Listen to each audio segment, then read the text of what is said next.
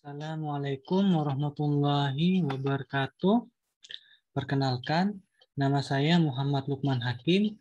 Di sini saya akan menjelaskan mengenai keberkahan hidup yang terdiri dari makna keberkahan hidup, contoh keberkahan hidup, dan kunci keberkahan hidup. Yang pertama adalah makna keberkahan hidup. Menurut bahasa, berkah berasal dari bahasa Arab, barokah, yang artinya nikmat. Istilah lain berkah dalam bahasa Arab adalah mubarak dan tabaruk. Menurut Kamus Besar Bahasa Indonesia, berkah adalah karunia Tuhan yang mendatangkan kebaikan bagi kehidupan manusia. Menurut istilah, berkah atau barokah artinya ziyadatul khair, yakni bertambahnya kebaikan. Para ulama juga menjelaskan makna berkah sebagai segala sesuatu yang banyak dan melimpah, mencangkup berkah-berkah material dan spiritual seperti keamanan, ketenangan, kesehatan, harta, anak, dan usia. Kemudian menurut Imam Nawawi, asal makna berkah ialah kebaikan yang banyak dan abadi. Dalam keseharian kita sering mendengar kata mencari berkah, bermaksud mencari kebaikan atau tambahan kebaikan, baik kebaikan berupa bertambahnya harta, rezeki, maupun berupa kesehatan, ilmu, dan amal kebaikan. Kata berkah juga termasuk dalam doa kita kepada yang menikah. Barakallahu lakuma. Semoga keberkahan Allah untuk kalian berdua pada pasangan pengantin. Barokah bukanlah cukup dan mencukupi saja, tapi barokah ialah bertambahnya ketaatan kepada Allah dengan segala keadaan yang ada, baik berlimpah atau sebaliknya.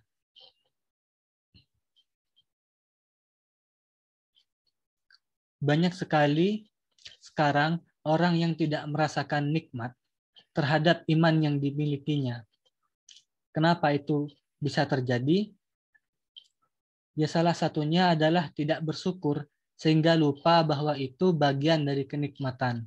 Nafas saja itu adalah kenikmatan yang wajib disyukuri. Kenapa begitu? Karena nafas yang panjang dan lega adalah ciri orang yang sehat, sedangkan orang tidak lancar dalam bernafas akan menganggap itu sebagai penyakit. Berarti ini kenikmatan yang berubah menjadi teguran. Sebab itu perlu mensyukuri apapun yang diberikan olehnya. Adapun juga yang tidak bisa kentut. Padahal kentut adalah kenikmatan yang perlu disyukuri. Tapi tetap harus memperhatikan etika dan kesopanan di mana tempat mengeluarkannya. Karena orang yang tidak kentut, dia harus menggunakan atau melakukan operasi, menggunakan selang pembantu dan yang lainnya. Apa sejauh itu ya berkah yang diartikan nikmat? Belum tentu. Begitu dan luas masih cangkupannya. Sebab itulah keberkahan ini kalau dipelajari dengan baik akan menjadi bekal hidup yang berharga.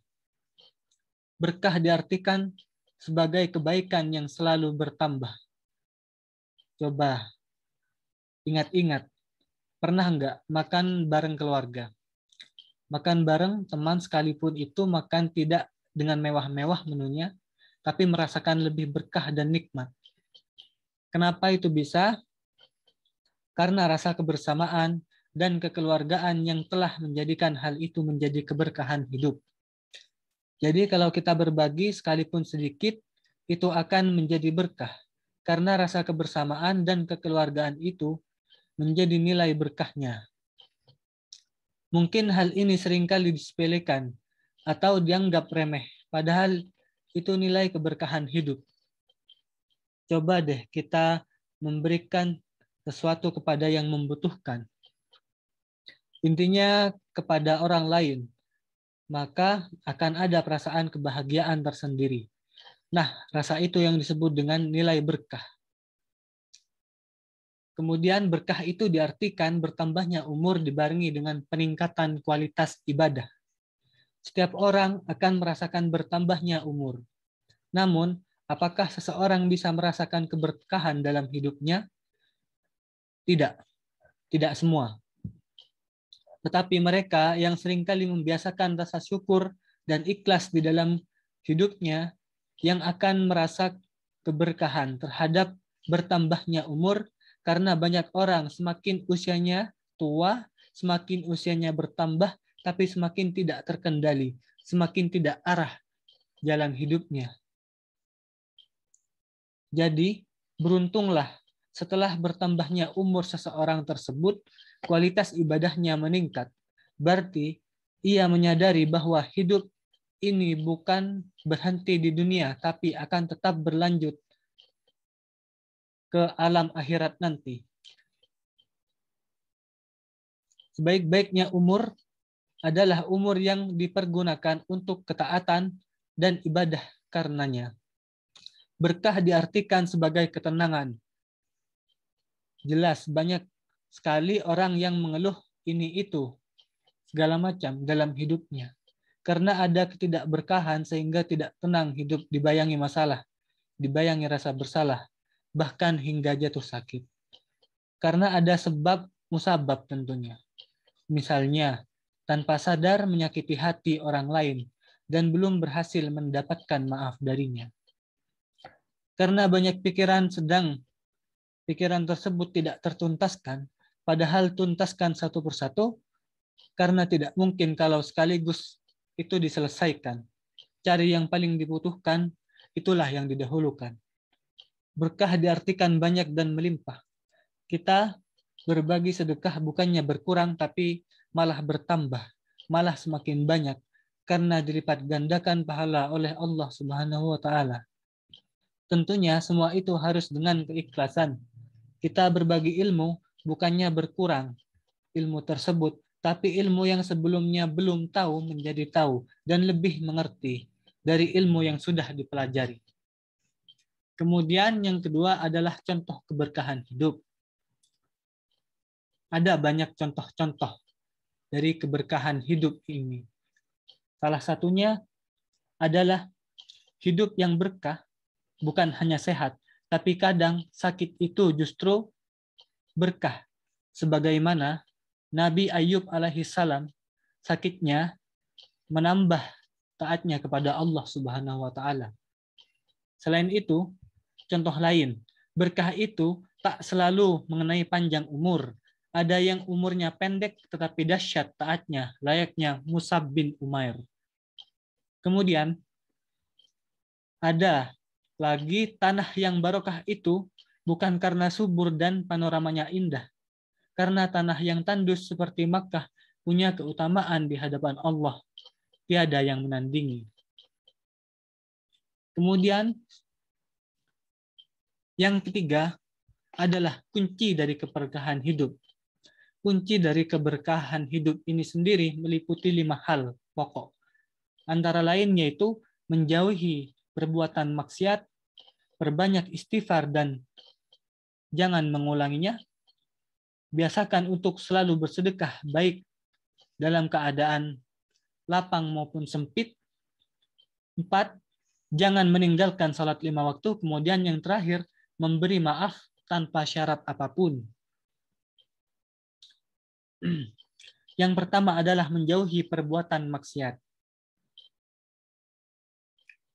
Orang yang bisa menjaga dirinya untuk tidak bermaksiat ataupun melanggar dari yang Allah larang adalah orang yang beruntung dan akan berkah kehidupannya. Apabila kita mampu menjaga diri kita dan menghindari semua keburukan dari maksiat, insya Allah hidup akan jauh lebih berkah. Semoga kita semua termasuk kepada orang yang diberkahi. Amin. Kemudian yang kedua adalah perbanyak istighfar dan tidak mau mengulangi. Orang yang selalu mengucapkan istighfar akan menjauhkan dirinya dari teguran Allah Subhanahu wa Ta'ala dan akan mendekatkan pada kemuliaan dan keberkahan. Dimanapun kita berada, tetap bersikir. Jangan biarkan diri kita melamun, karena melamun adalah keputusasaan. Sedangkan keputusasaan akan menghancurkan diri karena mental dan iman yang lemah.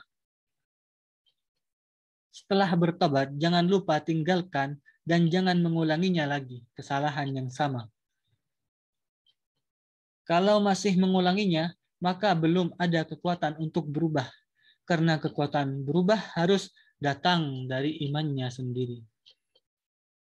Kemudian yang ketiga adalah biasakan untuk selalu bersedekah baik dalam keadaan apapun.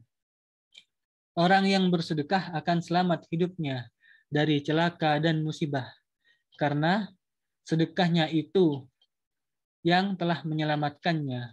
Jadi, sedekah jangan menunda-nunda, jangan nanti-nanti. Kalau ada yang membutuhkan, segeralah bantu. Maka bantuan kita akan berharga dan setelahnya akan diganti yang dilipat gandakan, berlipat ganda. Pinjamkanlah sedekah itu kepada Allah Subhanahu wa taala, maka Allah Subhanahu wa taala akan menggantikan. Insya Allah dengan cara itu sedekah kita akan menjadi berkah. Kemudian yang keempat adalah jangan meninggalkan sholat 5 waktu. Jangan sampai kita sebagai muslim meninggalkan kewajiban-kewajiban salat.